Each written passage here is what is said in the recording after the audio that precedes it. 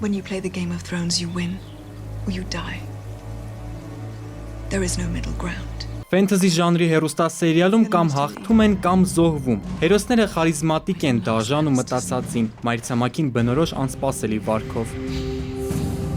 I was born to rule the Seven Kingdoms. Արդեն մնացել է 2 օր։ Հետ հաշվարկը սկսված է։ Հայաստանում Game of Thrones-ի սիրահարները 7-րդ եթերաշրջանի մեկնարկի ժամերն են հաշվում։ Գահն արդեն Երևանում է։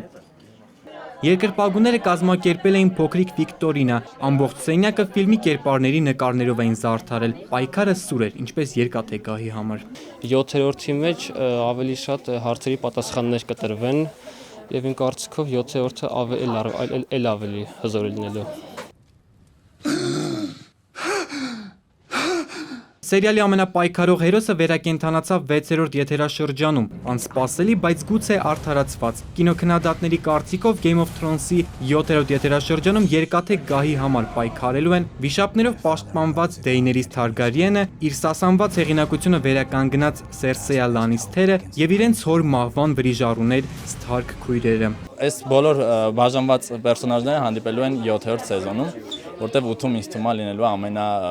ամենակարևոր իրադարձությունները ու կուլմինացիան պատմությունը կվերջանա։ Game of Thrones-ի 7-րդ եթերաշրջանին ընթരാճ կազմակերպված Վիկտորինային մասնակցեցին սերիալի 20 սիրահարներ։ Գաղափարն առաջացել է Հայաստանում սերիալի նկատմամբ հետաքրքրությունից։ Հարցերը բարդ էին, մասնակիցները ստիպված էին վերհիշել անցած բոլոր 6 եթերաշրջանները։ Գրքասերները կարող են գալ, իրենք բազմեն գահին, իսկ ընթացքում բանավիճեն, թե ով է գրքում վերջապես բազմելու գահին Թարգարյանները, Լանիստերները, թե Սթարքերը։ We will defeat it. And then it doesn't matter whose skeleton sits on the Iron Throne.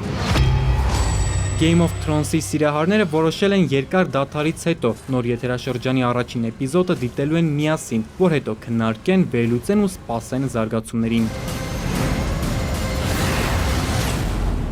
The Great War is here.